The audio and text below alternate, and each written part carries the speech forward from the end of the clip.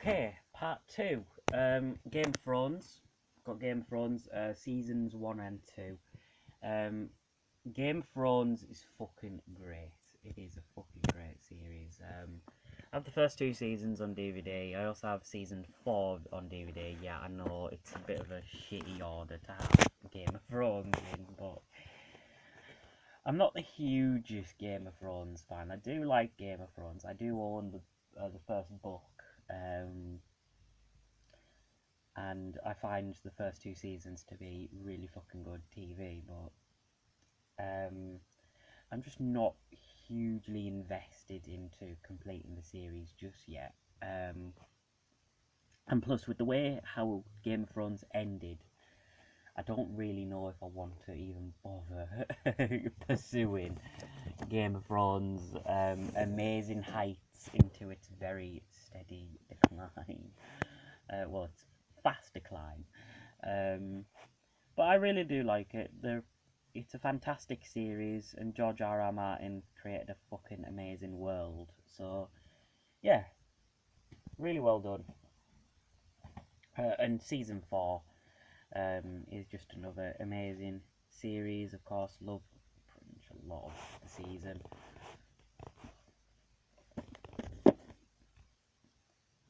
So, yeah, Game of Thrones. Fucking amazing. Season 1 and 2. Season 4.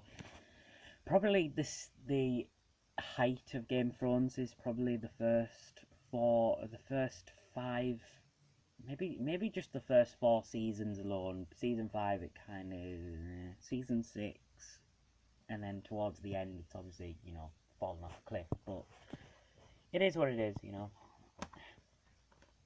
Still a pretty good series.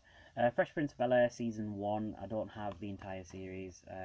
I think Fresh Prince of Bel-Air is probably the best sitcom ever, in my opinion. So yeah, obviously launched the career of Will Smith to be, everywhere, not just with his rap career, and it also had the DJ Jazzy Jeff, I think. But I love Fresh Prince of Bel-Air. Probably one of the best sitcoms ever.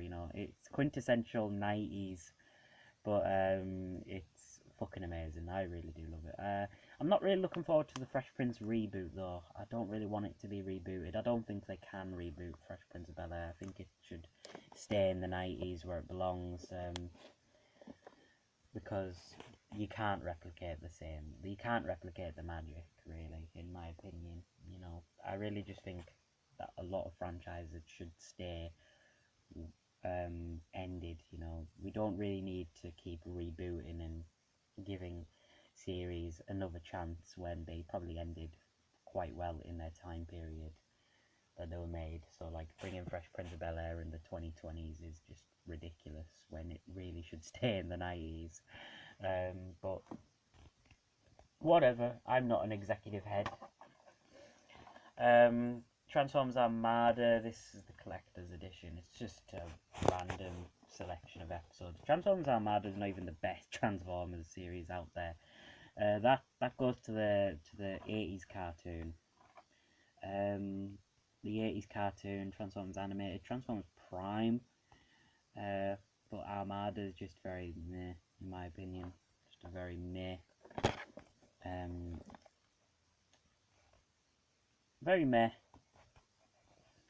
It's okay though, despite being meh, it's, not bad. I do like the art style of it, and I do like a lot of the returning cast from the Beast Wars era of Transformers returning to reprise their roles for Transformers Armada, Energon, and Cybertron, which is the Unicron trilogy.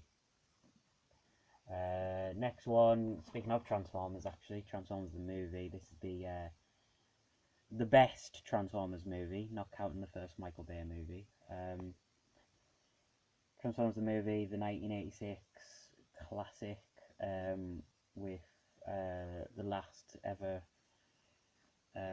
film role for Orson Welles as Unicron. You got,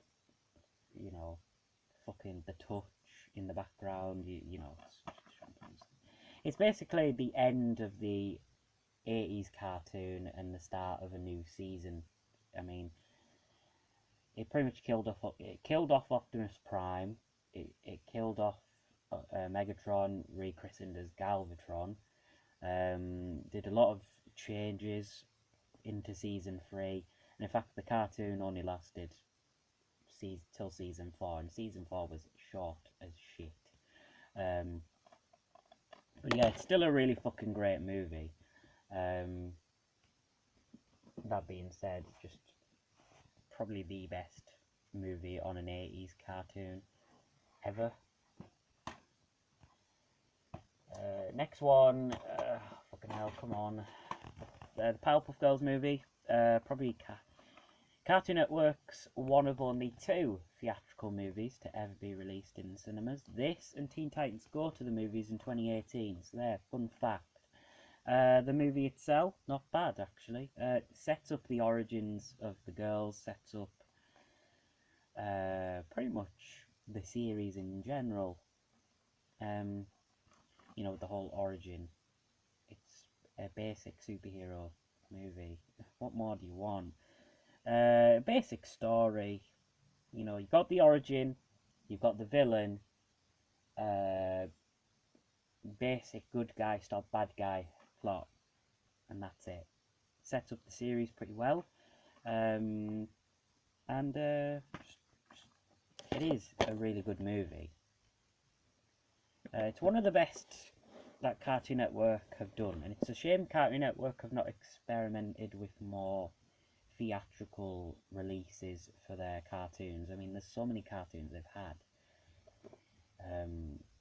over the years that never got a theatrical movie, like Adventure Time for one. I know Gumball's getting a movie, which is amazing, but it's not theatrical, it's for Netflix.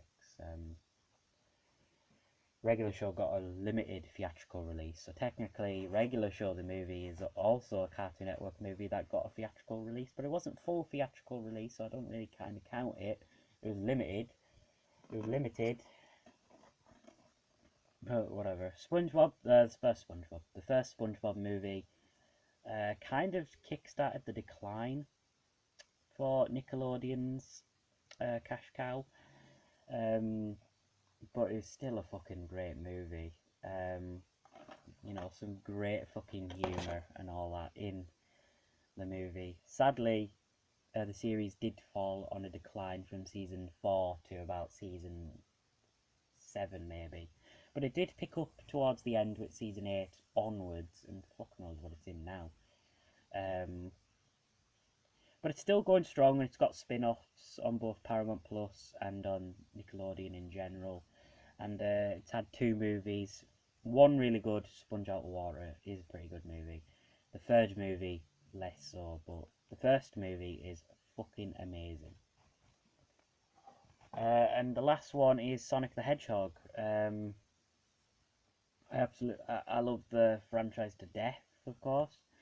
I would, of course, have the movie on DVD, and it's one of the first few movies that has the new fancy schmancy logos for the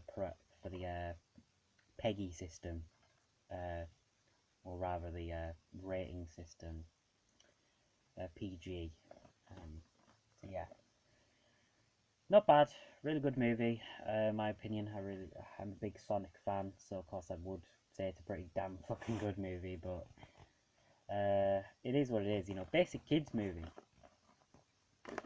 which I don't really like because, you know, Sonic the Hedgehog is I always associate Sonic the Hedgehog with like an older kid, a teenage demographic, but it is what it is, and it's still a fucking really good movie. In fact, Sonic the Hedgehog is the highest grossing video game movie of all time, beating Detective Pikachu's record from 2019. So yeah, Sonic the Hedgehog is the highest rated and highest ever critically received video game adaptation to cinema ever. So suck it to every other video game movie. So in your face, Mario. Sonic beat you in the world of cinema. In your fucking face. and he's 30 years old, and I can't wait for Sonic Frontiers. Fuck yeah.